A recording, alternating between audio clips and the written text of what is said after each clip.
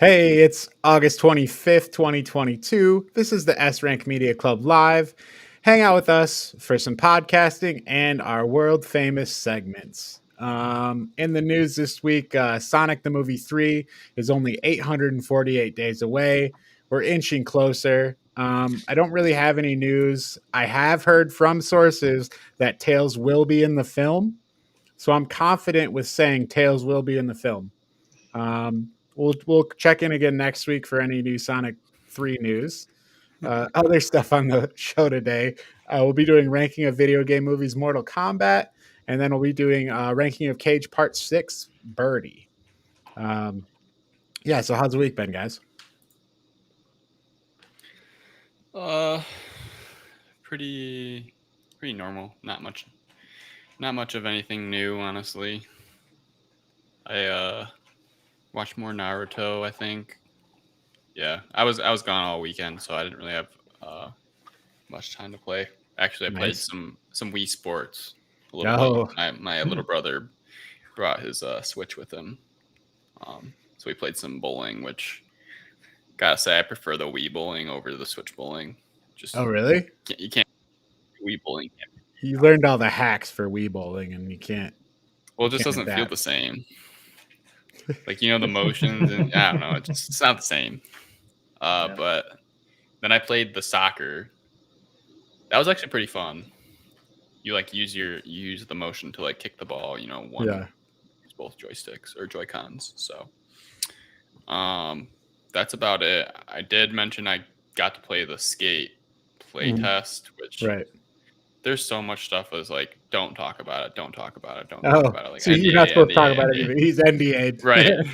So I guess you're not even supposed to tell anybody whether you played it or not. So well, I'm reporting you right now to the skate authorities. I think that's the same thing with the Hyenas game, but I don't really care about the Hyenas game. I care about skate, so I'm just gonna, not that I think anybody's gonna find out that we're talking about it, but I just don't want to say anything about it. Well, I mean, this thing is streamed across the world in many countries. So be careful. Be careful. Right. Yeah, so that's kind of my week. Play a lot of Hades, getting really frustrated because I think I'm just trash at the game. I haven't even beat the second boss yet, so. The Hydra? Yeah, the Hydra. I think if once you get through the second boss, I think it'll. I mean, I'm trying my hardest. Yeah. See, I don't know. I feel like every boss when I was going through it took me typically it would take me 3 runs to conquer. The worst part is when you lose at a boss before, like a boss that you beat before, and you're like, fuck. Oh, yeah. Interestingly, that was the one thing that didn't. Okay, I can't say that completely because once they actually started, giving you the other 2 Furies, the first time I encountered the third one, the one who just says murder all the time, she actually killed me the first time I fought her. I was pretty upset. I gotcha. Yeah. Well, I just want to mention that. Obviously, we'll save the bulk of the conversation for next week when we'll talk about Hades. But I just figured I'd because I think I'm just not good at the game. But that's okay. It's fun. I like it a lot. I've been getting in about a run, 0.75 runs a day, we'll say. So I'm getting close to finishing it, and I'm determined to finish it before next week. But I've been playing Rocket League, which is dumb. I don't know why I keep doing it. It's a great game, but man, it's the same. It's playing with friends is fun, but in Gold 3 area, it's I get this wide array of people where I'll play a great game. I'll just be playing an amazing game to end up tied 1-1 and lose in overtime to my teammates just looking at a ball. And it's not. I appreciate when people try at Rocket League. If you try and miss, I get it. But what I don't understand is how these people are ranked here, and they it seems like they have trouble just driving their car towards the ball. And I'm like, how is this me? But it's the old multiplayer dilemma. It's always my teammate's fault. Well, it's when I play with friends, I find it works a lot better because like there seems to be more rotation in defense. But when I play with random, sometimes I'm just like relegated to trying to do everything.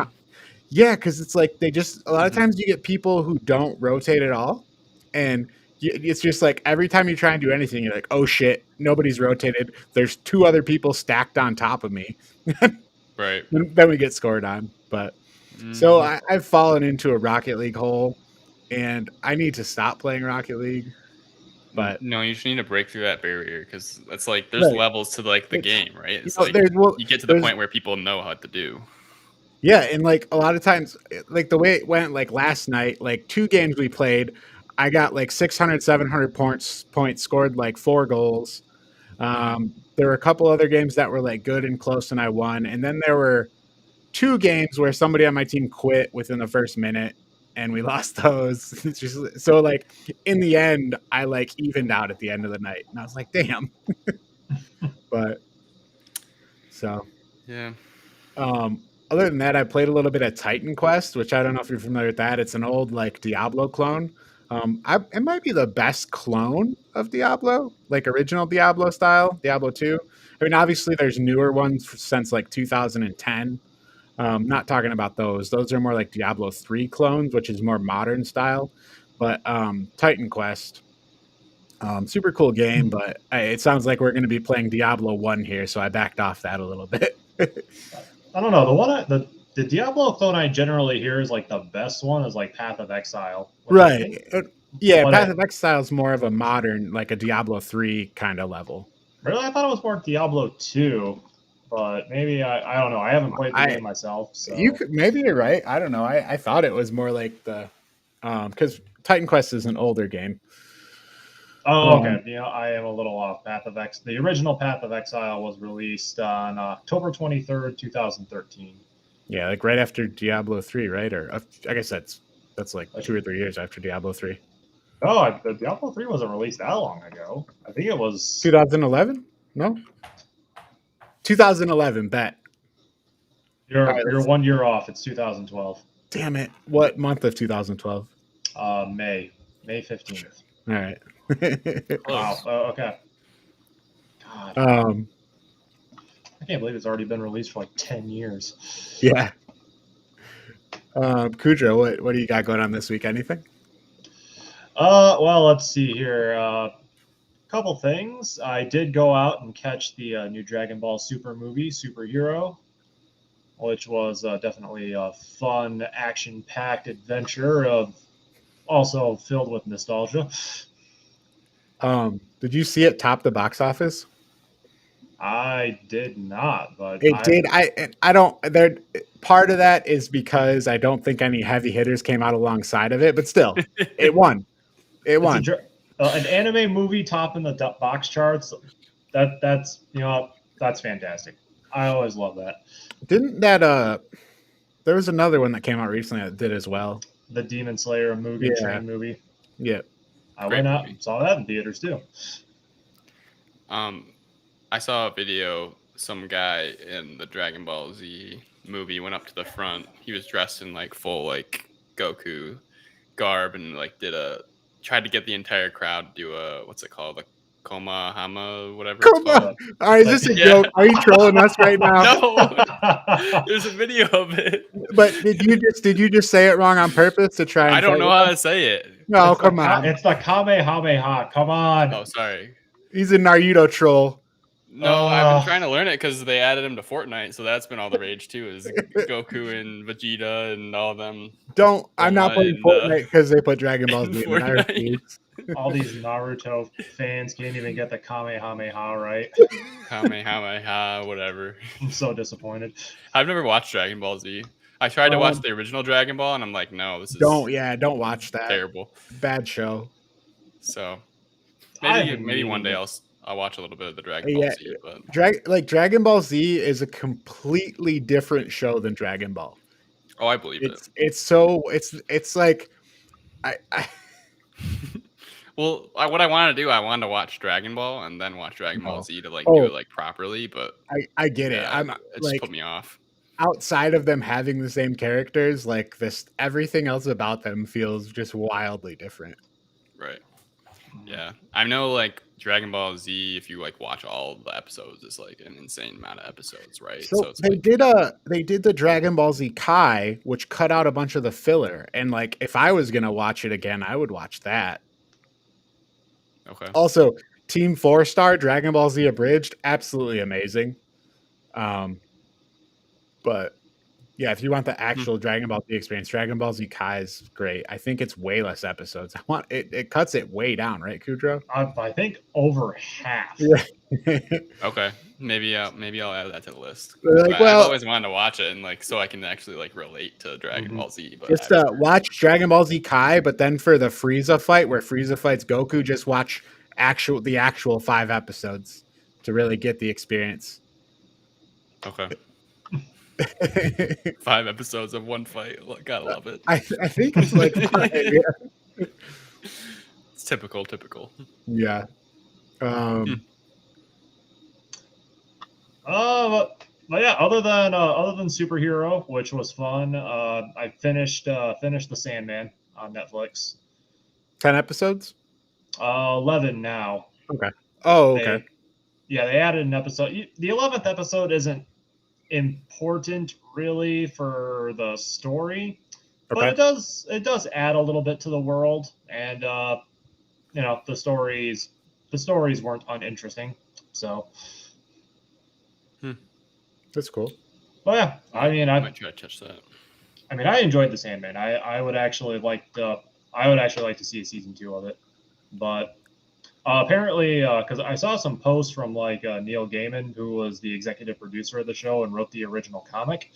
Apparently, it's a very expensive show to make, so it has to do very well, apparently, for Netflix to justify that cost of making a season 2.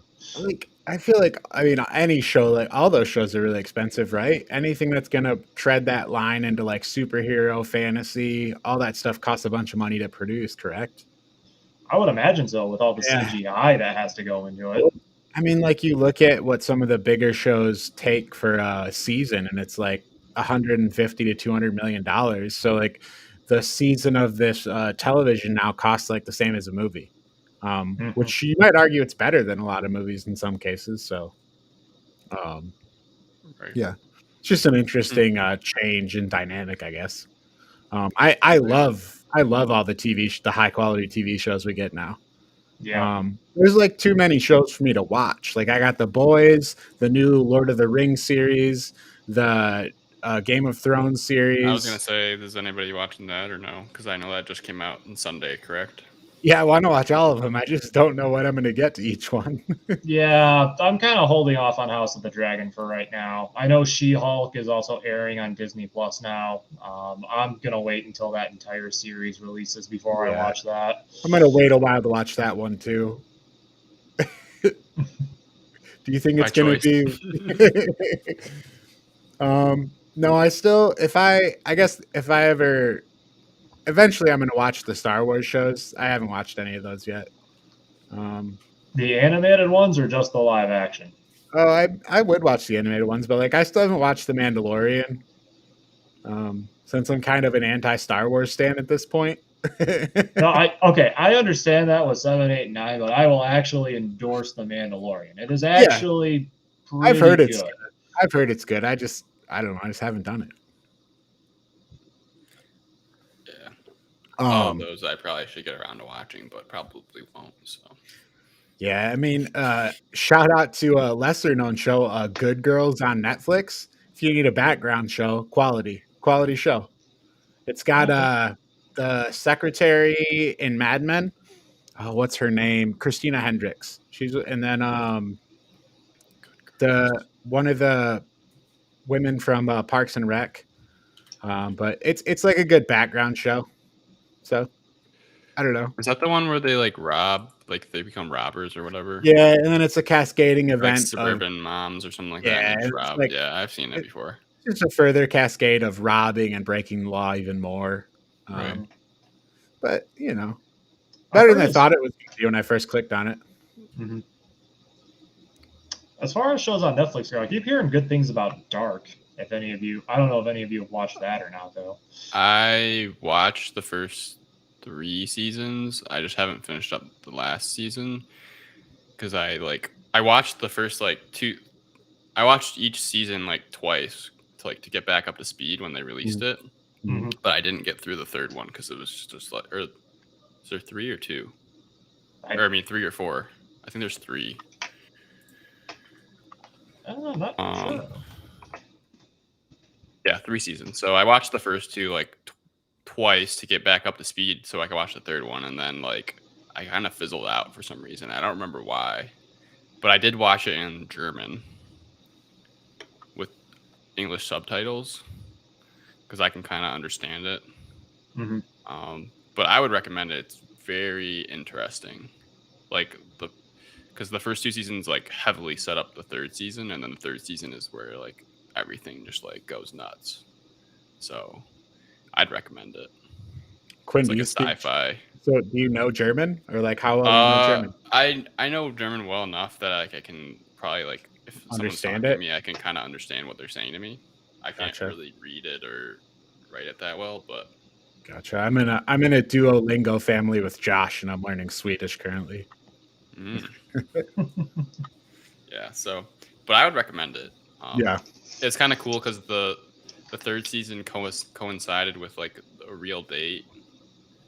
I think in 2021, or maybe it was 2020. I don't know. One of the recent years, which was kind of cool. So it was tied to current times. So if you have time to watch it, I'd recommend it. It's a lot about time travel, which is cool, and paradoxes and stuff like that. Interesting. Should we do our ranking of video game movies? Let's do it. Yeah. All right.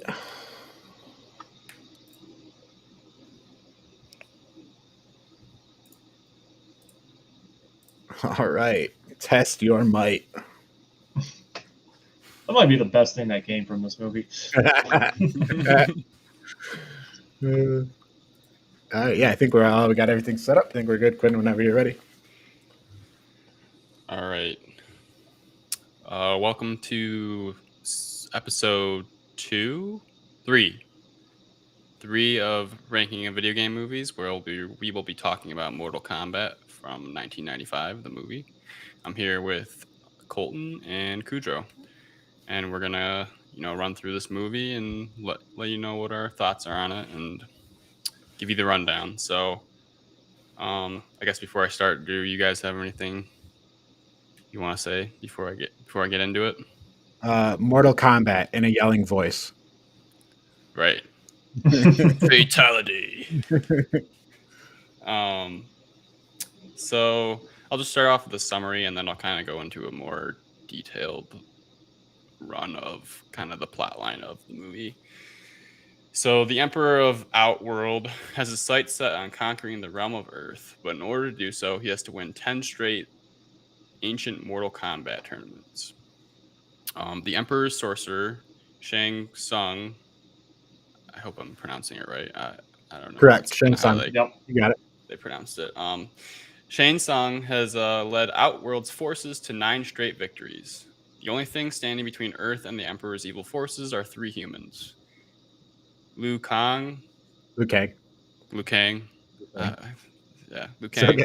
Who was only at the tournament to kill Shang Tsung for the murder of his brother. Sonya Blade, a law enforcement officer who was lured to the ship under the pretense of catching her partner's killer. And Johnny Cage, an egotistical movie star who the press has dubbed as a fake and is only at the tournament as a way to prove himself. It will be up to Lord Raiden. Okay. To teach his 3 warriors to look deep inside themselves to find the ability to beat Shang Tsung and save the realm of Earth from devastation. So you can kind of see how familiar I am with the games. I've never really played the games, so I don't know the pronunciations that well, but yeah. So to get into it, this Mortal Kombat is like a tournament that is used to conquer worlds, from my understanding. Mm-hmm. So the Emperor uses it, and he's chosen Earth. And like I had said before, this is the 10th tournament to essentially take over Earth. And Right. Then he can enter the realm essentially by winning the 10 tournaments. Right. So it kind of starts off with Shang Tsung, who we don't really know much about, killing this boy, who turns out to be Liu Kang's younger brother, who we come to find out has like essentially left his temple or his organization. Yeah, he's a Shaolin monk, I believe, Right. according to the lore. So he like Shaolin turned his monk. back, went to America. Mm-hmm. So yeah, the movie kind of introduces us to these three fighters. So it introduces to Liu Kang, and then it introduces us to Sonya Blade, who's like on the hunt for his name Kano. Yeah, the guy with the laser eye. Right, the laser eye. Doesn't he have something strapped into his chest in the video games too, like something metal or something like that? I think maybe in the later games he does. I don't remember if he does in the early games. Okay. But fun fact: the actress that was supposed to play Sonya Blade was actually supposed to be Cameron Diaz. Really? Yeah. Oh, that would have been hilarious. Apparently, that like she had to like get rid of the role or something. She got hurt or something like that, so they had to bring her up in a backup that really quickly. So I wonder why they thought that would. I don't know. I don't foresee that going well, but maybe with the tone of this movie, it actually would have worked out great. Yeah, I don't know. It's kind of interesting considering the character arc of Sonya. I think they did her dirty, in my opinion, but yeah, at the end, definitely. Yeah, she ends up falling into that maiden in distress. Damsel in distress, right? Yeah, Damsel in distress, exactly. But yeah, so we get introduced to all of them. We get introduced to Sonya, then we get introduced to Johnny Cage, who's on set, and then he, fights a bunch of dudes, and then he walks off the set because he's like, he sees like his ego is like, I'm too good for this. Like, this is BS. Like, I don't need to do this. As the director is pleading for him to come back to set for whatever reason. And then I think not Liu Kang. So in the beginning, they're all getting invited to the tournament, and so when Johnny Cage walks off set, he's mad because basically the media is saying he's like a fake. Yeah. But in reality, he's a great martial artist. So that's what he's upset about. And then you have Shang Tsung, who's basically, because Shang Tsung can transform into other people, essentially. So he was pretending to be his like agent, and that's how he got the invitation to the tournament. Right. And so then they all meet in Hong Kong at Pier 40. Right. For the yeah, and Johnny Cage has all his luggage and stuff like that. So he like offers money to Liu Kang to like put his luggage on the boat, and then Liu Kang throws it off the dock. And then Sonya kind of gets tricked onto the boat, following Kano. I don't know why I can't remember his name. Kano with his allegedly Australian accent. Right. You know what's funny about that? Because I was reading because I don't think Kano was originally Australian, but in the after games. This movie, they made it that way. Yeah, I was reading an article about a few of the characters. They essentially took some of what the characters did in the movie and translated it into the video games after. So they took some stuff from the movie because they're like, oh, that's good. Like, we can use that. And then they, use that to form their characters in the video game, which I thought was kind of cool. But anyway, they get on the boat, and then the three find out that Shang Tsung is there, and we, as the audience, you don't really like understand like what's going on that well. I don't know. To me, they don't like Yeah, they don't really tell bring you. They're forth. just kind of Yeah. on the boat, and then Johnny Cage even mentions something about all the weird shit going on. But yeah, at this point, if you don't intricately understand what Mortal Kombat is, then yeah, it hasn't really told you yet. And I don't know if that was intentional or not, but yeah, you don't exactly know what's happening. Yeah.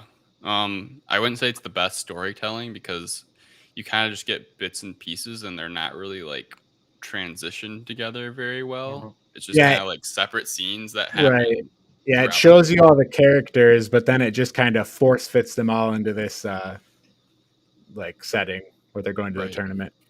Right. So then we're also introduced. Well, I guess earlier we were introduced to the god of thunder. I'm blanking on his name. Raiden. Yeah, that Raiden, when yeah, yeah, Lord he was Raiden. there. Right, he was there for to see Liu Kang earlier in the movie, and then he Right, at shows the up on the temple. boat because Shang Tsung shows up with Scorpion and Sub-Zero, and then Raiden comes in to basically prevent them from getting potentially attacked by Like those two. cheating, essentially. Yeah. It's like Raiden is like the good guy referee that's like preventing Yeah. Shang Tsung from like rigging the game or whatever. Mhm. I don't know. Raiden seemed kind of weird as a character to me. Is like I don't know something about like the way he talked and like The his acting like of it, you're saying? appearance. Yeah. Yeah, his acting is like I I don't know, but I think he might be my favorite character in the movie. Like it's something about the way that where the tone of the movie ends up, I don't think they were going for, but somehow Raiden's weird acting like works for it, like in its just kind of fits Right. into it for me. Yeah. That's another thing I heard from that same article is they took some stuff from his acting and Oh, like okay. his character into the games as well. So I gotcha. kind of interesting. But yeah, so he's kind of like the referee that's like keeping the game fair, essentially, you know, keeping it above the belt, so to say. So they end up, like you said, he stops Sub-Zero and Scorpion from, I would think, killing them on the Right. boat. Mhm. Sorry, the dog's like Right. leaking in her bed. Yeah, so they stop Scorpion, Sub-Zero, and then they make it to the island. Mhm. And then that's kind of where you find out what's going on is they have this like feast and then they're introduced to the concept of Mortal Kombat by not Liu Kang, Shang Tsung. Mhm. And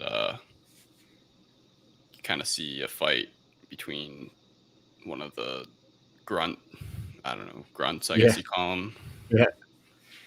And is it Scorpion? Sub-Zero. Sub-Zero freezes Sub-Zero, the guy. Yes, he freezes. Yeah, he freezes him, and then his hot head like pops off or whatever. So that kind of all fizzles out, and we get kind of a foreshadowing of the big dude with 4 arms. Yeah, Goro. On his name, Goro, and the queen. Katana? The Katana, princess? Yeah. Or princess, yeah. Because he sends the reptilian thing to like watch her for whatever reason. That one's an easy one. He's just called Reptile. Right. Well, I didn't know it was Reptile until he turned into Reptile. That was kind of where the movie started showing its age, because that CGI is definitely rough by today's standards. Reptile I feel like looked shitty in 1995, but I don't know. Yeah. What about Goro? So I saw stuff that was like, well, you compare Goro to like Jaws at the time, like right. Not at the time, but Jaws was a little earlier. But I don't feel like Goro. I don't know. I feel like Goro was better than Reptile, but yeah, maybe that's not saying that much. Goro was less. Goro's like less irritating than Reptile, I guess, because he's just like a Reptile's just the bad CGI, so it kind of grating a little bit. I feel like it all plays into like where I call this like the term a B movie. Like it's got like the bad CGI and like some of the cheesy scenes. But Yeah. But yeah, so we get the foreshadowing of those two characters, and then the three main characters follow Shang Tsung into his, I don't know, lair, his abode, and they kind of spy on him and talking to Kano. Mhm. And Kano's like, talking mad shit, being a piece of shit, I guess. I mean, that's kind of how they portrayed him, just a bad guy. Like, Right. Yeah. they did a good job, I think, with his character, honestly, like Mhm. portraying him the way they did. And then they're talking about, like, be careful, like we need to win, obviously. And Goro's there, I believe, as well. Mhm. And then they are leaving, and then it comes out that they were there, and then we get a nice little action sequence of them actually fighting for the first time. So Pulls out the theme song for it too. Right. Mm-hmm. I think that's my favorite part of the movie is the Mortal Kombat songs. Every how those fights, I'm like, yeah. But yeah, so they fight like I think 3 of them or something like that, Mhm. and they beat 3 of them, and then Raiden comes and is like, "Good job, but how are you gonna beat this? This horde of grunts over here when they have all these like weapons and stuff like that?" And then he's like, "Okay, like we're leaving," and then they just leave. Yeah. Right. So I don't know. I thought that was a weird scene. He just kind of like flexes his muscles, and they're like, "Okay, we'll let you go." Right. They're scared of Raiden. Right. Right. He is God, so I feel like it kind of makes sense. That's true. And this is where we kind of get into the weirdest part of the movie for me is just a bunch of just fighting scenes. Yeah, right. It just cuts interlocking. Cuts from like fight scene to fight scene for, I mean, up till the end part of the movie now. This section of the movie is literally just cut fight scene, fight scene, fight scene. Mm-hmm. Yeah. I mean, I guess there's a little bit of buffer between Johnny Cage's fight with Goro. Oh, he says he has a plan. Right. Because it's like he fights that one black dude, Goro does, and beats him, and they're all like, like, what are we gonna do? Right. And then Johnny Cage has a plan. Right. Goro has a WWE entrance, basically. Right. He really does. That was like the death metal like fight was like that and right before he fought the black dude, he's like beating everybody up. Like, yeah, I can't imagine being one of those actors. Like, oh, you're dead guy number 1 that gets tossed into the stone. Right. But yeah, Goro's just like the champion, right? He's like the previous champion. Yeah. The previous champion, right? Yeah, because go ahead. I was just gonna say before we get too far, there was some Johnny Cage fights Scorpion, which I think that was like the second fight of the sequence. Yeah, so there's Liu Kang fights Katana, right? Because Shang Tsung makes that happen, and they don't really fight each other. It's used as a tool for them to talk to each other. Right. And then the fight you get after that, I thought it was the dude with dreads first, and then Johnny Cage with Scorpion, and then Liu Kang. Liu Kang against right. Yeah. Right, because Liu Kang fights Sub-Zero and uses water like Katana told him to use an icicle to stab Sub-Zero. Yeah, very conveniently, Raiden just kind of placed the buckets of water right there before the fight. Johnny Cage uses a shield to block Scorpion's fire breath fatality and then kills him with the shield. Right. That was some interesting CGI as well, where he just cut him open and then he just starts like bleeding, and then also then Scorpion explodes. Yeah. But so I thought it was stupid how Sub-Zero dies by ice. Yeah. He died by his own tool. Right? Yeah, but why would he freeze to death? That's true. I don't know. I don't know. Just that was weird to me. Yeah. I don't know. I like the music though. The Mortal Kombat music was. Oh yeah. I thought it was awesome. I didn't think it fit, but I thought it was great. I was like, oh yeah, this is a video game movie. I get it. Right. So, and I guess what after they like beat those people, Shang Tsung basically takes Sonya and claims he's challenging her, and then runs away with her to his Castle of Darkness or whatever you want to call it. Right in the Outworld. Yeah. Well, because as I recall, it's in a different. It's in the other realm that was destroyed by the. Yeah, so he takes her to Outworld. I thought that was the Outworld. Okay. So, and the whole thing there was like because Johnny wanted to fight Goro to prevent Sonya from getting killed by him. Mm-hmm. So then he made the agreement with Shang Tsung. So it's like I fight Goro next, and then Shang Tsung was like, fine, but I choose the next fighter and place of the fight of my choosing. Mm-hmm. Which seems weird why Johnny Cage would just agree to that, but well, but I mean, he's got the hots for Sonya Blade, so men do stupid things for that reason. It'd be obvious if he can just pick the next fighter. Like, okay, well then I'll just fight Sonya myself. Right. But yeah, so he captures Sonya, and then then they chase after her and make their way up, and then it's the final fight between Liu Kang and Shang Tsung. Well, I mean, you had the fight between Liu Kang and Reptile before that. Reptile, right? Well, I mean, to be fair, I feel like he's kind of just. I feel like that was one of the most disappointing things about this movie. Like Scorpion, Sub-Zero, and Reptile were kind of. I mean, less so with Reptile, but they were kind of all three reduced to like mooks under Shang Tsung's control. Right, they're just no backstory. Yeah. Scorpion's the only one that says something, and that's not even clear because it's like the weird like Mortal Kombat voice. Come here. I think it's just Ed Boon doing the lines. It's the actual guy doing the lines. Yeah. I thought it was weird how Reptile would he'd make human noises, but then also like reptilian noises. Right. It was the actor was making noises that. Yeah, that was weird. It was weird. It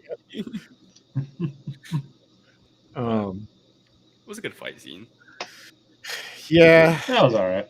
Yeah, then your final fight scene where he fights Shang Tsung and Liu Kang does. Yeah, and then the spikes come up out of the logo on the bottom of the floor where they're fighting above, and Liu Kang gives him the overhead fire punch move and knocks him into the spikes, and then Shang Tsung is dead and everybody's happy.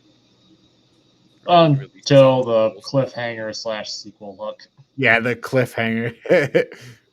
Right. Yeah, they're all going to beat up the Emperor with their fists. Right.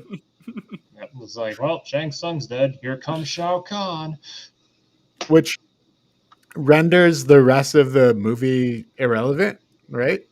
Like, they won the tournament, and then Shao Kahn just is going to invade anyways. Right. I'm about to say, because I remember they explained that in the next movie, but I mean, I'll save that until then. I did not remember that. Well, I mean, to be fair, the next movie is very, very forgettable. Yeah, so what did you guys think about this one? I didn't think it was good, but the music was awesome.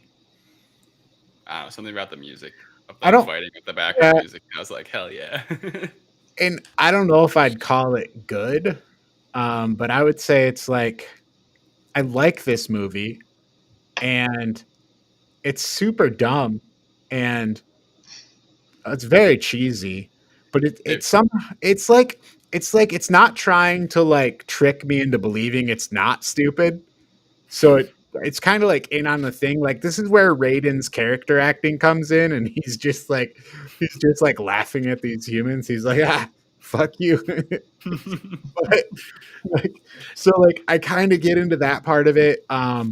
Maybe some of the fight scenes go on a little too long, where there's that long fight thing in the middle, and less of the and that's why, to me, I feel like that's what it's what you call a B movie. Like, so much of the CGI and acting can be cheesy, and it fits all those tropes of that kind of movie.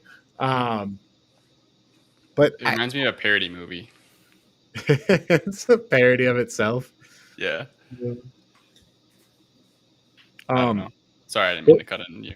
Oh no, that's all right. I think we can agree that I hope we can agree this is an S rank intro. The intro, the song and the intro, like how can that not be great? That was good.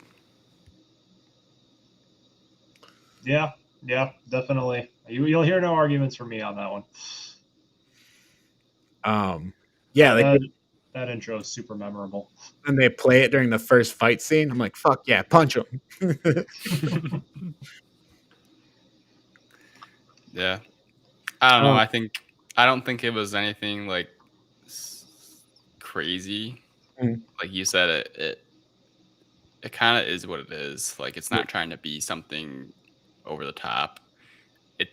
To me, it's like it knows it's a video game movie, and it is a video game movie. It's not like, oh, we got to make this video game into like this some spectacular like movie or like quest or something like that. It's like we take everything that we can from the video game and we put it in the movie, and that's it. Like you kind of make it work with like the story, but they spent. It seems like they spent like 5 minutes like coming up with like the plot of this movie, and then just we're like, okay, well, let's shoot all the scenes and we're good. What if we had a bunch of fights like in the game? Right. I do like in the beginning the introductions of the characters. Like I like the way they introduce Liu Kang, Sonya, and Johnny Cage. Like I felt like that really fits well with their character. The scenes where it goes in and shows each one individually. Right. Beyond that, it gets a little forced, and it's like they're all on the boat, and that gets a little weird. And then like the CGI when they're going, and like Shang Tsung says it has begun, and like a skull CGI thing comes out of the sky, and they like travel through to the island. But yeah, like Sonya's intro, she says, "I trust one person on this planet." Jax, you're talking to her. Like, that's Sonya. That's a Sonya line. Johnny Cage, like, this is the part where you fall down. Those were $500 sunglasses, asshole. That's Johnny Cage. Then Liu Kang just being like a goon, like just oh man. I feel like those characters all fit very well. And I agree with you. I wish there was more to like the Scorpion Sub-Zero characters. Maybe just don't even put Reptile in the movie. Yeah, he probably would have been better off not being in there, to be honest. Right. I mean, he didn't really do anything. Yeah, and he's like not different than Scorpion or Sub-Zero. Right. Yeah, he's literally there for to fight. Like I feel like the one purpose that Shang Tsung had was, hey, watch Princess Kitana. It's like it didn't even really affect the plot at all. Yeah, my wife Jessica said, "So what's Reptile's power?" I'm like, "Oh, he just turns into a reptile." that's his thing. Well, he's supposed to spit acid, and that's supposed to be his thing. But like the one time you see him actually do that, he spits acid in like Liu Kang's face when he's like trying to catch Kitana in the cave. It's just like, I'm just gonna fall down for a minute, but I'm fine. No big deal. Yeah. I did a little bit of research into like Sub-Zero and Scorpion and Reptile, and how like Scorpion and Sub-Zero are like rivals or whatever, which they did not even like touch on. Well, I just think there was no way to do that with the way they were like going about the movie. Like they're not going to get deep into side characters when they don't even go deep into the main characters. So it's just kind of how it had to be, I guess. The new Mortal Kombat movie focuses extensively on that, the Sub-Zero Scorpion. Okay, but that's like I was gonna say, didn't Scorpion like kill all or might get other way around? Sub-Zero killed Scorpion's clan or whatever. Or Scorpion killed Sub-Zero's clan. I don't know. Something like that, right? Sub-Zero killed Scorpion's family. Yes. Yeah. Okay. Yeah. I just don't know how you'd fit that in there in this movie. So.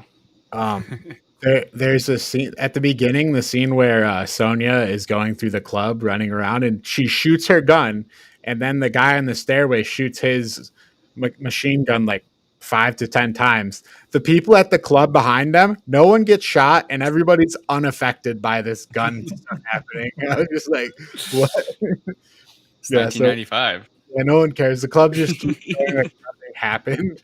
Dude, this is Mortal Kombat. We all know fists are far stronger than bullets. Let's be honest. Raiden's initial introduction, you see his shadow. I thought that was a nice touch. Like if you know Mortal Kombat, it's like, oh shit, it's Raiden, and you just see his shadow through the. I thought that was cool. Sonya like comes up to Johnny Cage on the boat and demands to know where Kano is. Why would Johnny Cage know where Kano is? I wasn't sure what was going on there. They're both men. Yes. They make a couple comments on like the culture of the world in different parts. Shang Tsung goes on about how in the world people like Kano, with his like terrible, dishonorable self, can amass wealth and power. And then there's one other spot where they made like a cutting comment to society. Where he comes back to the temple and the Shaolin monks are like, American life has feebled his mind. Oh, right. Yeah. Watches too much TV. Yeah. Yeah, and I feel like outside of those 3 characters plus Shang Tsung, I guess, and Raiden, okay, so those 5, like a lot of the other characters are just like Katana. Like Katana's there, but she barely does anything, and it's kind of like, I don't know. I don't feel like you get a lot out of those other characters. Maybe they don't have the time to, but it's just like they put them all there, and some of them kind of get left behind. She's the bench player. She's a substitute for Raiden. But I feel like I remember Kitana doing a lot more in the next movie, but here, yeah, she doesn't do that much. And Goro, I mean, he's kind of just a big goon to build drama. Though one thing I will say about like the Goro, the Kano, and the Shang Tsung, those like they're like just how much they're so hammy. Yeah, like they overact like every moment they're on screen. That's a B movie trait right there. That's like what. Yeah, I don't like how using the B movie is a bad thing. No, it's not. It's not always a bad thing. I guess what I'm saying is, I think it is a good thing. It's like a movie that is not trying to be like it's almost like the movie's in on the thing, and it like the movie is being what it is, and it's like gotcha. It's because it's not. I'm not gonna sit here and say it's like this like really awesome, like really super high quality thing, but it's like it lives in this zone that's below like high quality and just like works with what it has to, because a lot of movies with like lower like quality like graphics and stuff, they're just terrible all around and there's nothing redeeming, whereas like this one I feel like it works with that well somehow. Yeah, it doesn't really take itself too seriously, and that really plays to its benefit. Yeah, if it tried to take itself seriously, it'd be bad, I think. Right.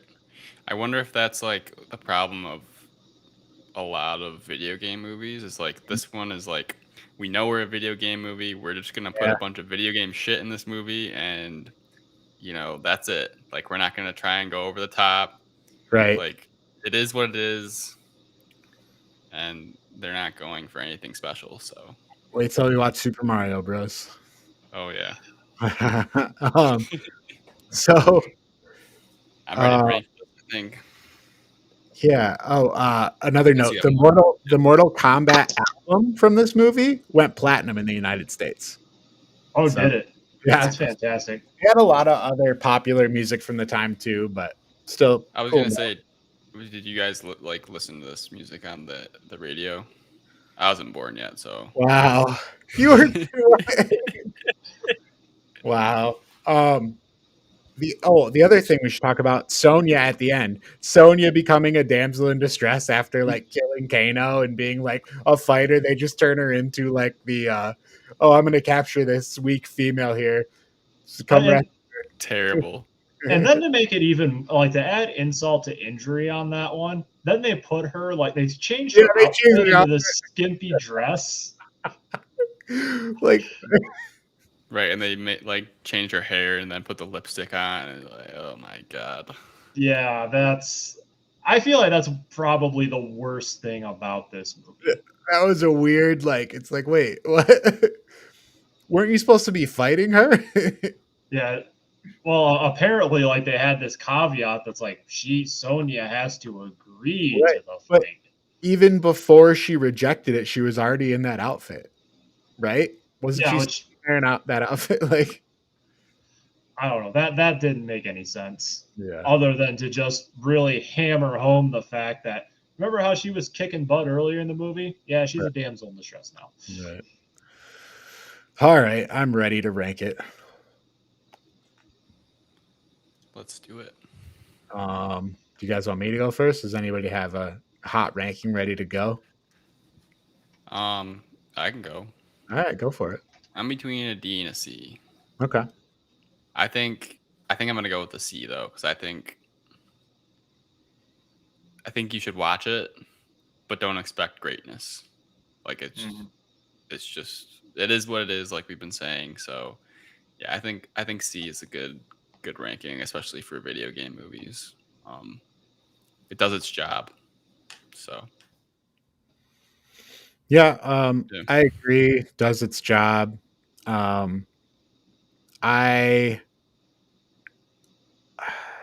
It is lacking in a lot of departments of like CGI graphics, and it's cheesy, but I had fun with it. It's a fun thing to watch. C plus. C plus. I think it's worth like seeing and watching, and I think it's like a fun time to watch.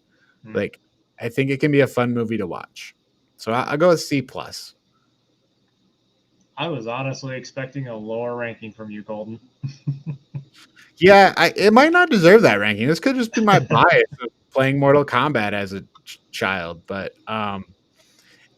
to me, it like still is a fun time, and it realizes what it is. It's not like trying to put like morals into me and like a shitty wrapping and like force things. It's just out there being Mortal Kombat, and I like it.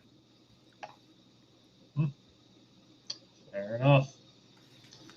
Oh yeah, I gotta go the same way though. I think it's a C. I feel like this is another one of those movies where it's like, enjoy some popcorn, enjoy the overacting, enjoy the cheesiness.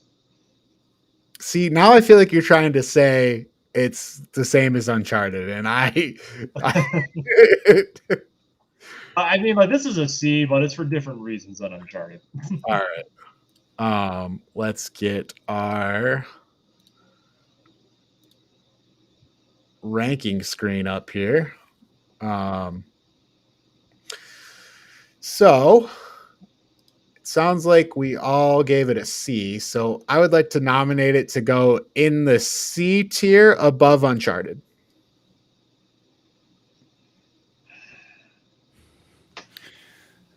Above Uncharted.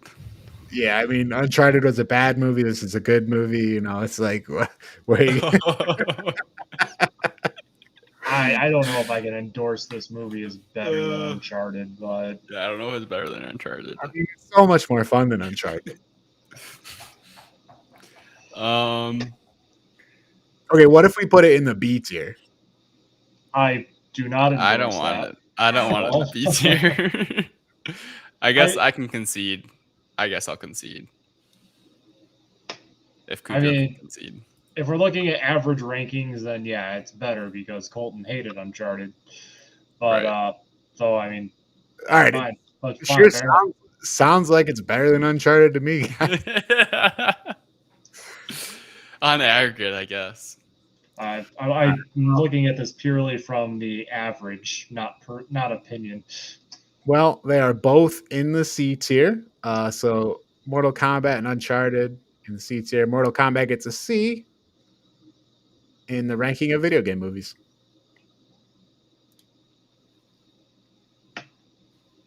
All right. All right. So, what's next week? We're watching Mortal second Kombat Annihilation. Yep. God, why is Final Fantasy Spirits Within not in the F tier? It's gonna make because I don't know. I said I was gonna rewatch Final Fantasy Spirits Oh, Within. I yeah. have not kept that promise yet. Oh, jeez. In the back of my mind, I keep thinking that Spirits Within was better than both of the last two movies we watched. So Wait, what? I feel like Spirits Within might have been better than than both Uncharted and Mortal Kombat. But What? I'm gonna rewatch that movie to just see. This is crazy. Josh should be joining us for a ranking of Cage. I was wondering where he was. Does anybody have any other segments ready? Or do you guys want me to do one? I mean, Quinn, you got Steam review of the week? I got Steam review of the week. Steam review of the week. I'll just say, because I mean, I'm up 2-1 right now. So Cougar's up 2-1 in the all-time scorings. Yeah, so get it started here. So let me pull up the data on when it was released as well. I'm not sure you should initially tell us what year it's released. Okay. Because the problem is, then I anything I think of, I'm like, oh, Right. well, that's the wrong year, so I don't. Yeah.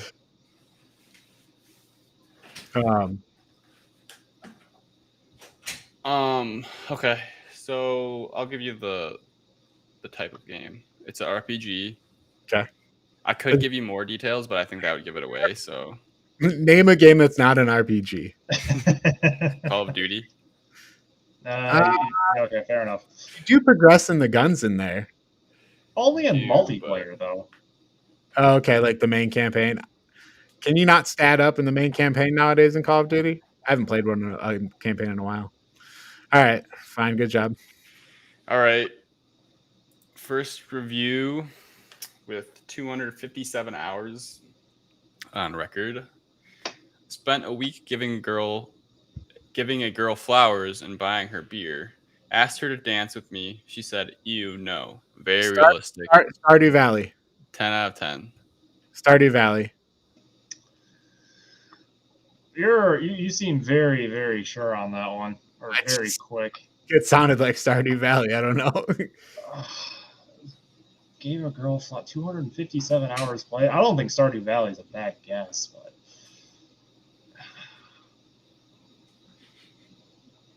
okay. It's an RPG. Mm-hmm. It's a fake word. God, I have Means no nothing. I feel like I have no idea based on this description. Dude, just just guesses. Make a good guess. It could be like Super Mario World or something. I don't think Super Mario is. That's not an RPG. Quinn's going through like magazines from 1992, finding Super Mario World reviews. Gave a girl flower. 257 hours in. Let me see here. What game can I? Divinity. Maybe you can give a girl flowers in Divinity. Okay, those are your final answers. Yep. It is Stardew Valley. Oh. I didn't think that would give it away that fast. I've played a bunch of that game, and I was like, oh yeah, no, because you can give people gifts, and you can go to the. Right. I would always go to the bar and just hand beers to people. It was great. Maybe I should have led with the second one, which may not have given it away. What's the second one? It says a game about being closer to nature and your neighbors, but is highly addictive and is keeping me indoors and alone. The irony is not lost on me. I don't know. I probably would not have got it off that. Right. Maybe I should use that one. It was the gifting of like the beer and giving flowers. Beer, yeah. So I'm like, oh. I don't really know the game, so. Yeah. Have you ever played Harvest Moon? No. Gotcha. I know that in Stardew Valley, the guy that like developed it, it was like one guy, and he like coded every single thing in that game, like the music, all the graphics. Now that I'm thinking about this, is Stardew Valley a loot grind RPG? I am no. I think it is. It's a simulation game. I'm about to say, I mean, it's advanced Farmville. That's rank. Whoa, you cannot do that. That's not fair. Harvest Moon came out long before Farmville did. Just coming in. Farmville is great. Oh my gosh! Even if you think Farmville is great, you should try Stardew Valley. It's an amazing game. Farmville is great. I was like 12. That's why it was great. Actually, when you talked about giving flowers, I could have guessed Hollow Knight, because you can actually do that in game. If any of you guys did the flower quest in that one. Nope. Did not do the flower quest. No. There's a hidden area in the resting grounds where you'll find the Gray Mourner, and what she'll do, she'll give you this flower, and what you have to do is you have to take it all the way over to the Queen's Gardens without getting hit, and you also cannot use the stag stations, and you can't use the Dream Gate. Great. Sounds like the most Metroidvania bullshit I've heard. Well, I mean, honestly, you can kind of cheese the quest in a number of different ways, because you can use the tram stations. So there's that. But yeah. So like, what you do is you take the flower over to the grave. After you do that without getting hit, which really is as difficult as it sounds, it is that one side quest. Go back to the Gray Mourner. She'll give you a mask shard, and then what you can do is from the grave, because now there's all the flowers. Like, you can take the flowers and you can start giving them to a number of NPCs in the game. Mm-hmm. Which, I mean, doesn't really give you any mechanical benefits, but it's just one of those neat things you can do. Neat. That's neat. Nice. What's it called? Easter egg. All right, let's bring it's just like one of those fun, heartwarming things you can do, because you always get like a sweet line of dialogue from it. Right. Hey guys. Hey Josh. You can hear me. Awesome. How's it going, everybody? You got it figured out. Good. Yeah, everything hooks up. Nice. Now, if only I can find my Book Pro charger itself, I'll be in luck. So if I cut out any time, it's probably because my computer died and I have no idea where my charger is, but we'll find one. So I'm very glad to be here with you guys. Possibly use the very last battery power of my MacBook Pro forever to be here with you guys tonight. Just turn that screen brightness down. Oh man, we are on power saver mode. Yeah. I would say you need that power saver mode. Oh yeah. What's up, guys? What's new? What are we talking about this week? We're talking about Birdy. Birdy. Okay. What a crazy movie. Alrighty. Well, we actually watched, the three of us watched it together, right? Yeah. Yeah. Josh When did you guys watch it? At my house. Josh was here this weekend, and okay. And we watched Birdy together. Yeah, and it was I mean, I feel like it was enhanced by watching it with people. Right. I can only imagine. I kind of feel for you, Quinn, watching this by yourself. This is maybe a good movie to squeeze in on like a plane or something. Like when there's nothing else to watch, but you watch it, and then it's like, well, this now the movie's done. When does this plane land? That kind of movie. Mm-hmm. Okay. So what did you guys think? What was your general impression of it? Hold on, let me interrupt first. All right. Josh getting ahead of himself. We're going to our ranking of Cage here, so we'll go into that now. All right. This is Ranking of Cage Part 6. I'm Colton, joined by Quinn, Kudrow, and Josh. So the movie today for Ranking of Cage Part 6 is Birdy. Birdy's from 1984, and we'll start with the synopsis from Just Watch. So, two young men are seriously affected by the Vietnam War. One of them has always been obsessed with birds, but now believes he really is a bird and has been sent to a mental hospital. Can his friend pull him through? All right, so we start this out. Our main characters are Al Columbato, played by Nicolas Cage, and Birdy, played by Matthew Modine. And Matthew Modine, you may know more recently as Papa in Stranger Things. So we open with Al being in a hospital recovering from being injured in Vietnam. He then goes and gets on a train and has a flashback to being younger. And you have him hitting a baseball into the yard of Birdy's family's house. And Birdy's mom is not happy about it, and she does not give the baseballs back. And then we see Birdy sitting up in a tree while they're playing baseball. Al then finds Birdy and has a little scuffle with him, thinking he stole a pocket knife. And then we find out he didn't actually steal this pocket knife. Then Al and Birdy become friends, and Al offers to help Birdy catch birds. So then it's like a pigeon catching montage, and they're catching birds like under an elevated railway in the city. Following this, Birdy makes pigeon suits out of actual bird feathers for the two of them, and then they trespass into a refinery. They climb up to the top. Birdy falls and is hanging off the roof. And then when Al's like freaking out, Birdy says, "No, Al, I'm gonna fly." And then he proceeds to let go and fall off and fall to the ground. He doesn't fly. So then we come back to the current time, and we see Nicolas Cage standing outside of Birdy's room in an asylum where Birdy is where Birdy is speaking and is mimicking bird-like things. Josh, what are you doing? Can you not do that? What is that sound? It's loud as fuck. I can't hear anything. I'm muted. Is that okay? Good. What was that? I don't know. There's some kind of like weird Pez dispenser sound. Eating M&Ms. Okay. So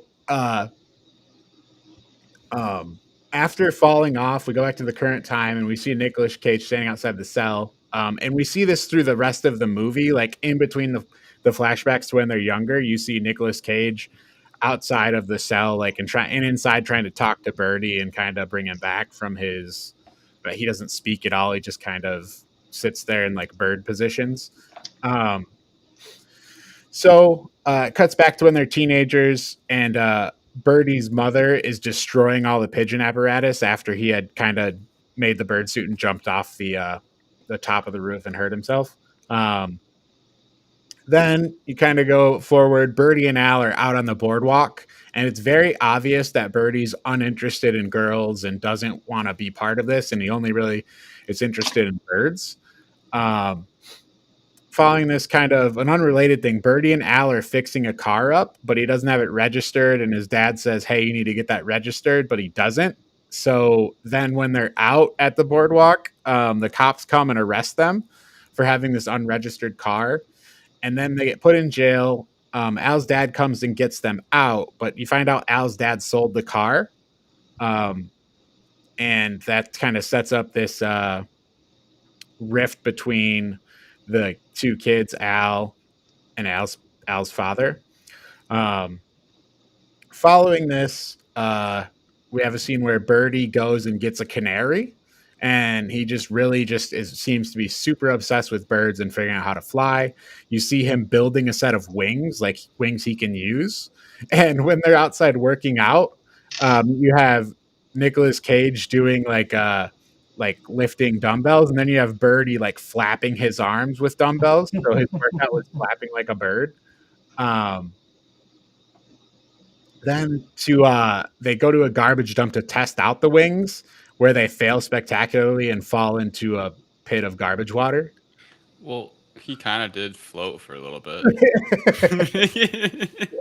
like breathing. That was terrible. The more I thought about that, the more it felt like something in Zelda where like it was intentional that there was water at the bottom, so you wouldn't just get wrecked in the garbage. Because if you landed in that garbage, you'd be done.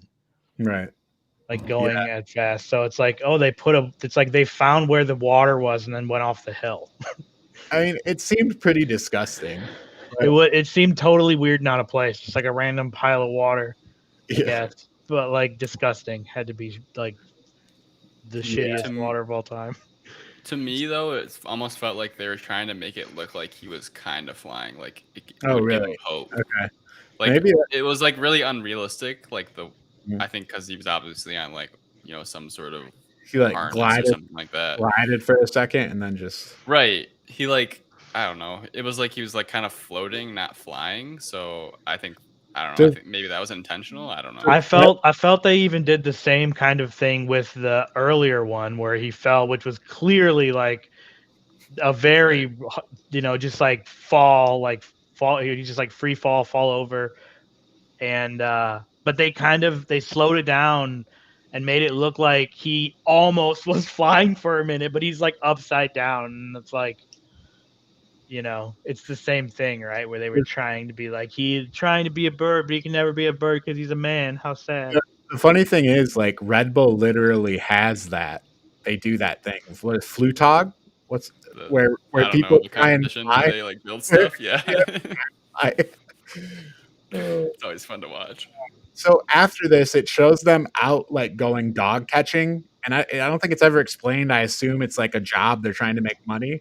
But they go out dog catching, and then they find out after they catch the dogs, they come to a place where they're using dogs and horses to make some kind of meat, I'm assuming.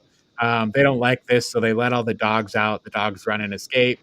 Then back at home, a cat gets to Birdy's bird, his canary, and then he like does CPR to save the bird. And then after that, he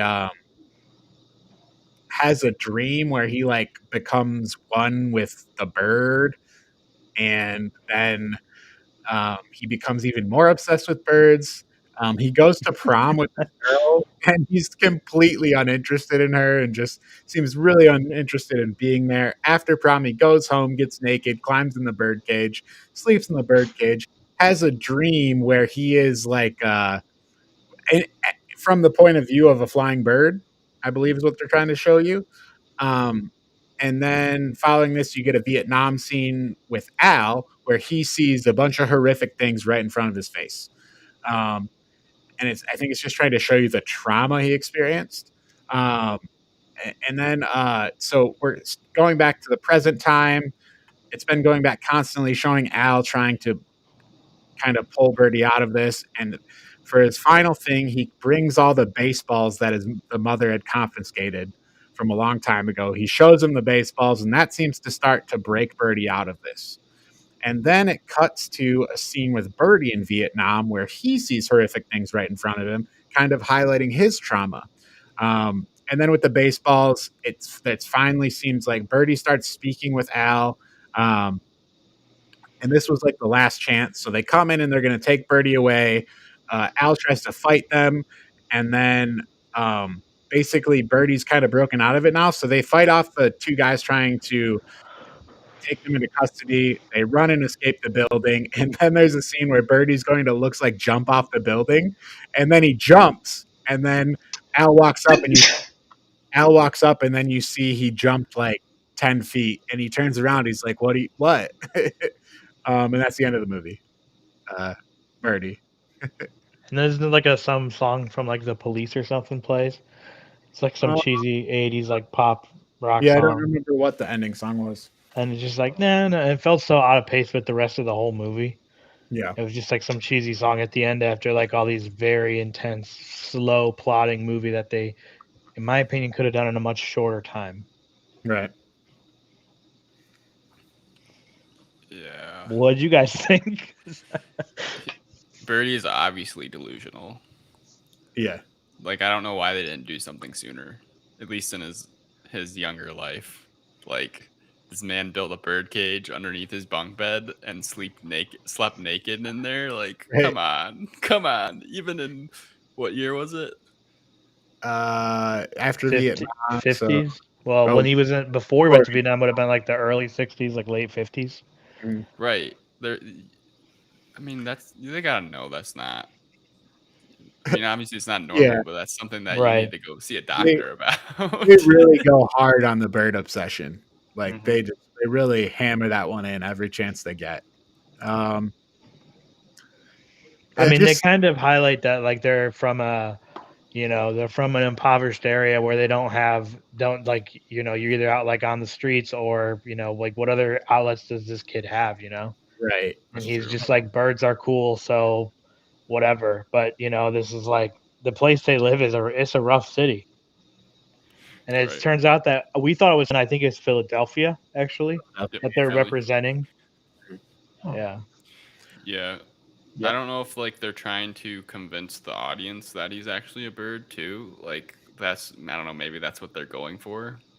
Because like you said, we initially meet him, he's perched in the tree. He has pigeons all the time. Right. Like, was I supposed to laugh or not? Were they going for serious? Because I kind of laughed at some of the scenes, like him sitting in the tree as a bird, and just like some of the extreme bird where he's naked, like crouched on the edge of the bed later in the movie. And it's like I can understand what they're trying to show with his mental state, but also like the way it's portrayed can be very comical.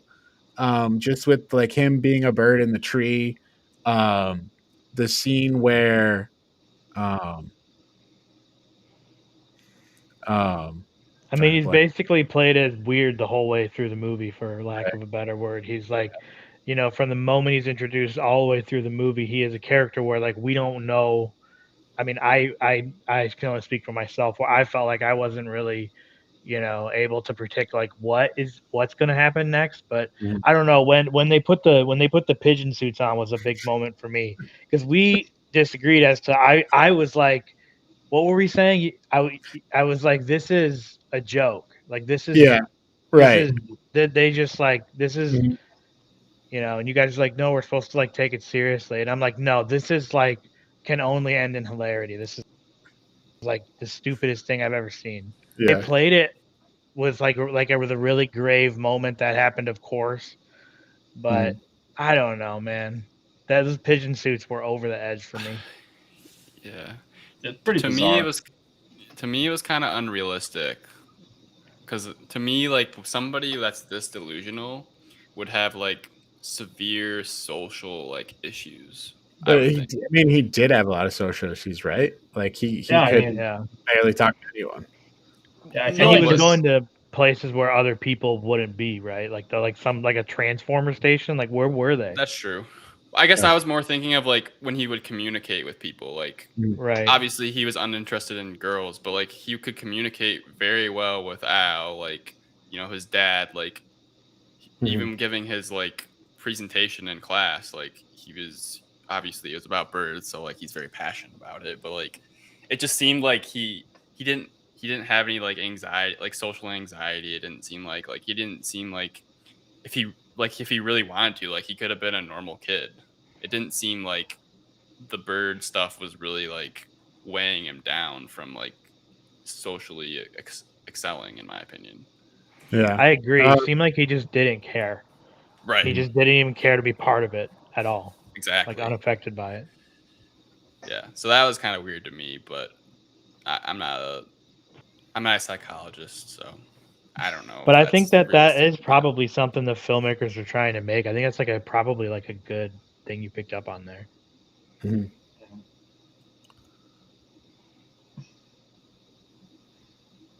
Any thoughts, Kudrow, on that? I don't know. Like you said, I'm not a psychologist, and I'm like, I kind of am, and I spent half the movie trying to. I spent most of the movie trying to diagnose them. Okay, I'm going to be clear here. I'm not going to diagnose them. We're not playing that. It's not psychology. It's bird brain. No. I mean, the one thing I'll say is like if I see, obviously like the social skills were definitely a concern, just as what he definitely had like single-minded fixed interest on birds. Like he was only really comfortable around certain people.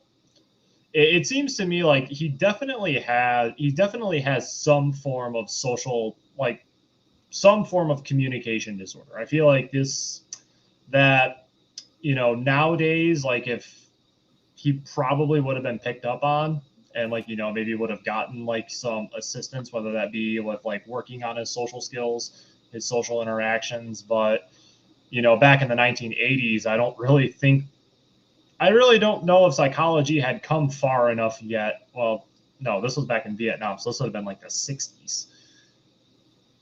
I bet definitely back then, like the field of psychology had not gotten to the point where people were really gonna pick up on that and do like early interventions for a kid like that.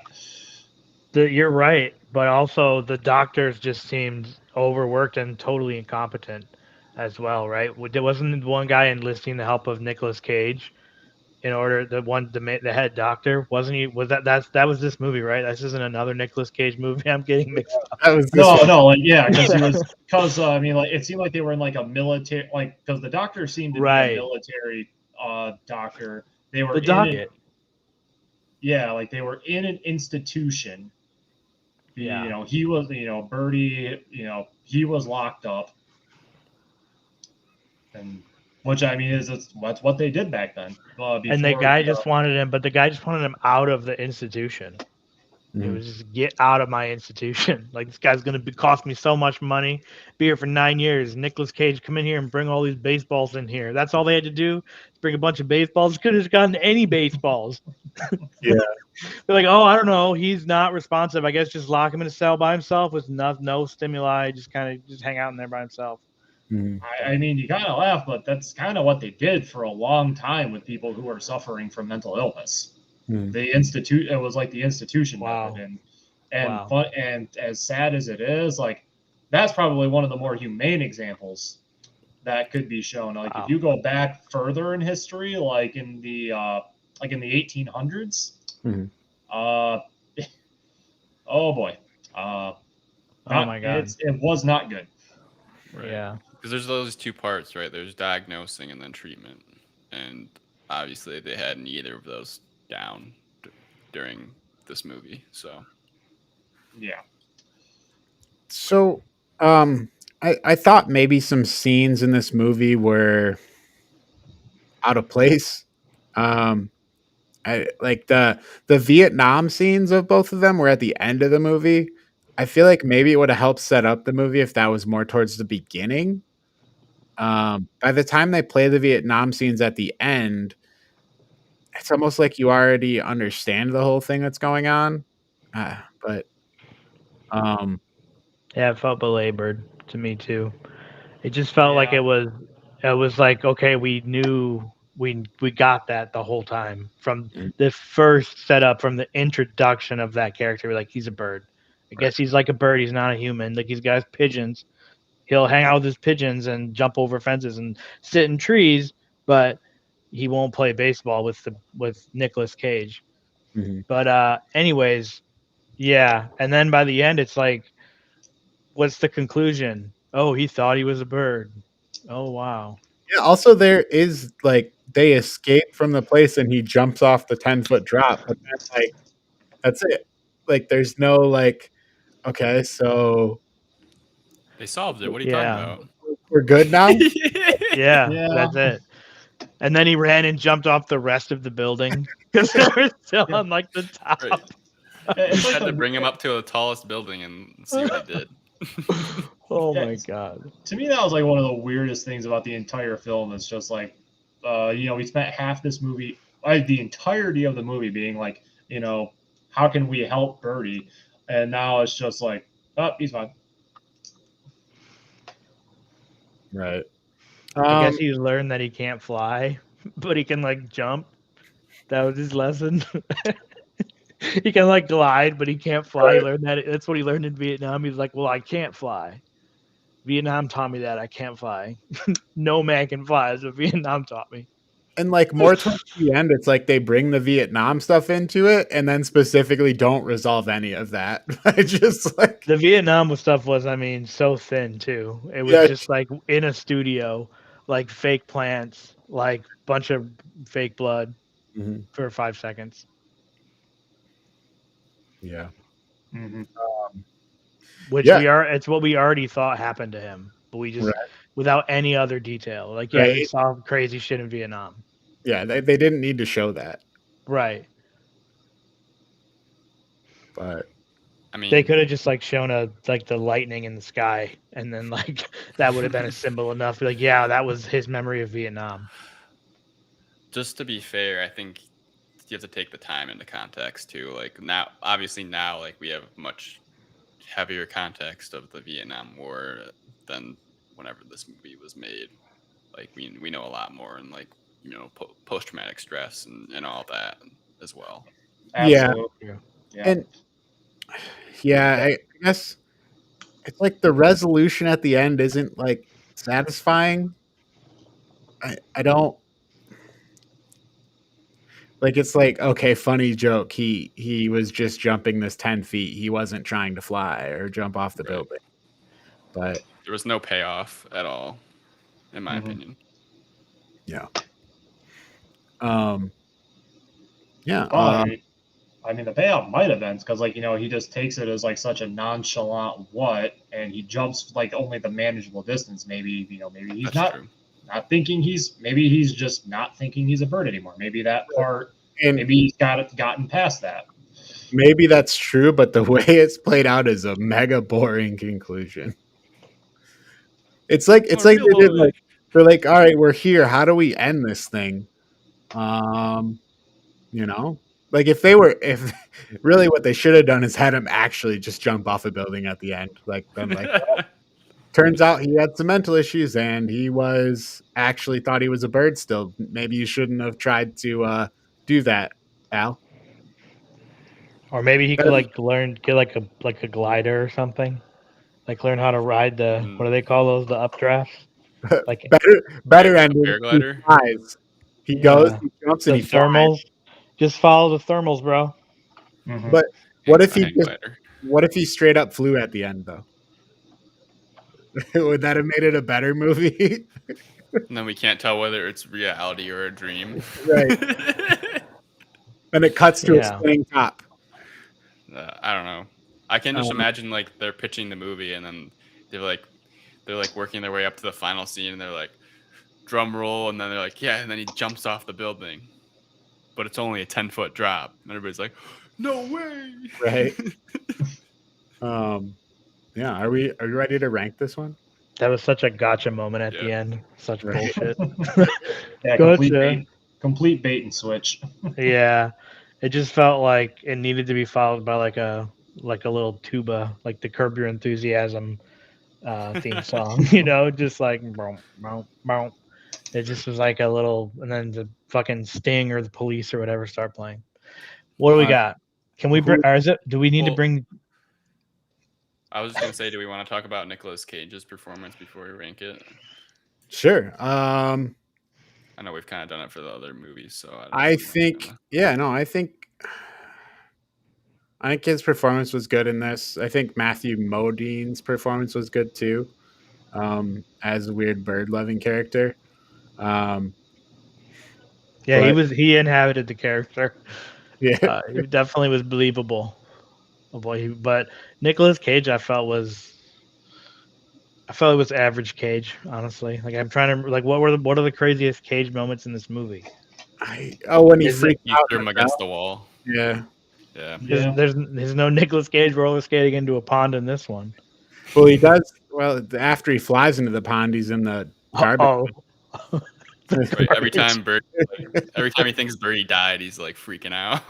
Yeah. That was so. They just cut to the garbage scene. A very similar Nicolas Cage to the other '80s movies we've watched so far with him. I feel like a lot of these '80s ones, he's kind of inhibited a similar character. Like rebellious. Rebellious, doesn't have a care kind of character. Sure. But yeah. He's a rebel with the cause. Yeah. Yep. His cause is to help his friend who thinks he's a bird. That's his only Karen line. All right, who volunteers to go first for ranking? I need to be reminded of the rankings every week. I don't want to say the wrong ranking. I will I go, know. and I There think is no I wrong ranking, Quinn. didn't. It's not a good movie. It's not terrible to watch. It gets a little lengthy, and like we said, it kind of really hits hard on the same points over and over again. Spends a lot of time in the cell with Birdy, just doing the same shit. So I got to go D plus.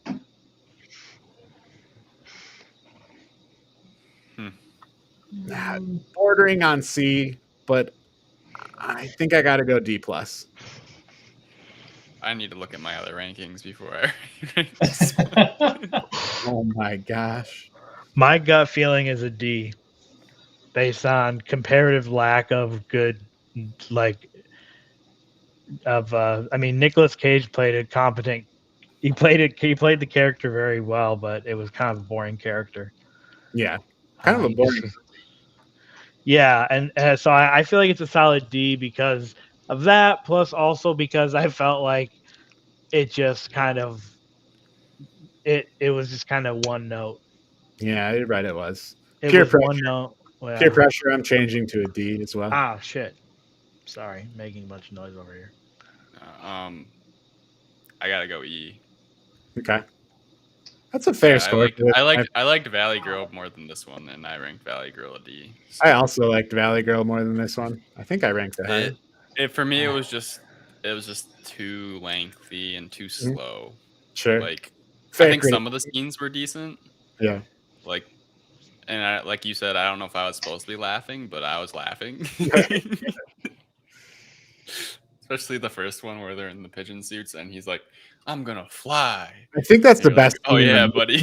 Yeah, I think the pigeon suit scene is probably the best in the movie. When they're in the emergency room and he's sitting next to that lady in the pigeon suit. He's like, "Yeah, my buddy there, he could have broken his back." She's like, "I don't give a shit." But yeah, definitely an E, I think. All right, Kuja, what do those weird faces over there mean? I don't know. I'm very torn on rankings for this one. I think you're all I honestly think you're all underrating it personally. Okay.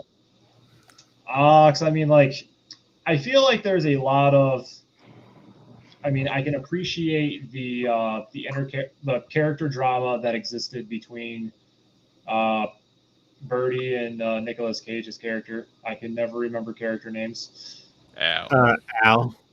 Al, the bane of my existence. Al Colombato. I mean, I really thought Birdy was interesting to, like, the character was very interesting to watch. And I mean, maybe that's just my psychology background talking, but like, I mean, like, I spent the entirety of this movie trying to figure him out, and I can actually say I had a lot of fun with. I had a lot of fun with that. I mean, when you're looking at, I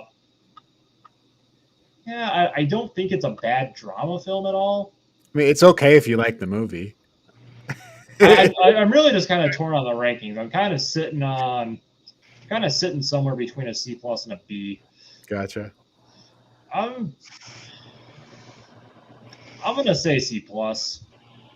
All right, a C plus from Kudrow. Let's see where this thing fits in the overall ranking.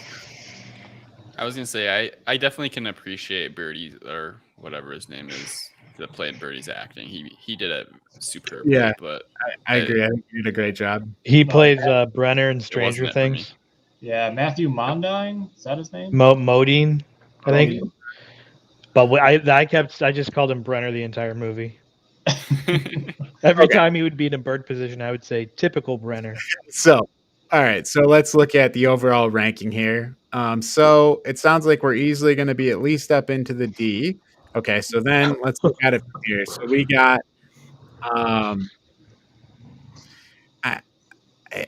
to me, I would put it in the D tier behind Moonstruck and Valley Girl. But what do you guys think? Kudrow's got a higher opinion of it.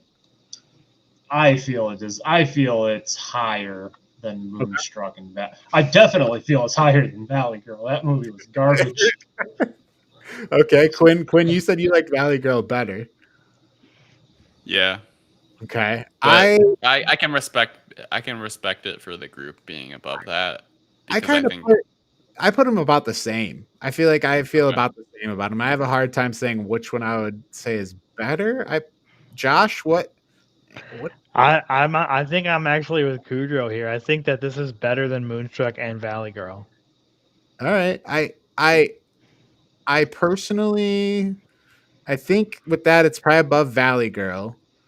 And then Moonstruck, I kind of like Moonstruck better, but I could see Birdy being better. And you guys both think it's better than Moonstruck. Quinn, what do you think about Birdy going? I like Moonstruck better than Birdy. Oh, I feel okay. Here's I feel like it kind of depends on how we're gonna rank this. If we're looking, I feel like Moonstruck has the much better Nicolas Cage moment. Yeah, you know, that huge rant in the bakery. I feel like is just vintage Cage. Sure. But I feel like Birdy is the better movie. Like if I was to rate it based on Cage's performance, I would put Moonstruck higher. But if we're talking just overall quality movie, I definitely as the ultimate tier list of ranking of Cage, you have to consider both of those things. I mean, I agree, but in their appropriate percentages. I mean, percentages. It's really whatever's appropriate. Yeah, so I think so. Two of us like Moonstruck better. Two of us like Birdy better. Let's think about this. Well, look at our aggregate scores for Moonstruck and compare that to what our aggregate scores are for Birdy. Let's pull up the rankings. So Moonstruck, we had 2 C's and 2 E's. Oh gosh. Okay. By the way, the C's were Colton and Quinn, and the E's were me and Josh. And Birdy, we have a D, we have 2 D's, an E, and a C+. So if we were, I feel like if we were to average that out, Moonstruck would probably come out higher. Which we don't have to do, right, guys? We don't have to do an average or even a weighted total. Yeah, we don't have to. I was just throwing it out there. All right. Well, we could come back to this later. I kind of like where it is right now, honestly, because it's true that Moonstruck has Cher. Ooh, Cher. I do like Cher. But this other one has Matthew Modine in a very memorable role. It's similar to. It reminded me of Dustin Hoffman in Rain Man. Oh yeah. That this was like a man playing a pigeon. A pigeon. It was just a pigeon. Dude was a pigeon the whole time. He had the pigeon food and everything. All right. To reconcile the ranking of Cage. Birdy is in the D tier. All right. Sorry, Kudrow. Kudrow's fuming over there. But I'm not. Fuming is a strong word. That's a very strong word. It's just more like I don't know. I feel like it does not deserve to be that low. But maybe we'll see. You idiots! I don't appreciate good cinema. I am one of many. So maybe in 5 weeks we'll feel differently. I would be open to like even moving it up. I feel like I would like even move it up farther, but because of the feeling of the group, I think that's where it feels like it is. No, I agree with that feeling of the group, but that doesn't mean individually I have to be happy about it.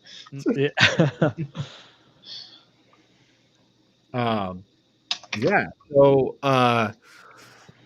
that's it for ranking of Cage. Other things this week, Josh. I know you actually saw this game news. Dune Awakening, which. I didn't know what it was. I had heard about a Dune game, but then I saw it's an MMO survival game, which that sounds kind of interesting to me. It seems like MMO survival could have about 100 things wrong with it that ruin the game, but interesting concept. I'm super interested to see what it becomes. But that trailer showed you almost like nothing. I don't know if you guys saw it, but I just liked how it looked. I was just a big yeah, fan of how it and looked. CGI for sure. yeah, it looks really cool, but like tells I you mean, nothing. I know it tells you absolutely nothing at all, but it But just looked cool. yeah, And it's then, interesting though that it's a survival MMO. well, I felt like we were denied the full like effect of seeing the sandworm in the Dune movie Part 1 that came out, Yeah, and it save felt it. like that's what's that? Yeah, Yes. I get it, but like it was kind of a, it's kind of like when Michael Modine jumped off of the building and it was only 10 feet. It's like, oh, great movie, but no sandworm. They gotta make money somehow. Can't show Fair all of enough. it. Also, Fair enough. like standing in bird pose and not like moving for like months. If he goes to jump off a 10-foot drop, that might not work that well. I mean, his muscles probably haven't been used very much, and then I don't know, he might have broke something or strained some muscles. I don't know if I believe he was just standing there fine. I mean, he's still moving around in his room, so I don't think his muscles would have atrophied to that. He's moving around like a bird.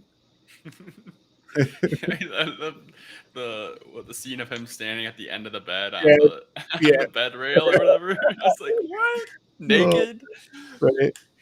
I feel like my legs would be burning if I tried to hold that stance for any length of time.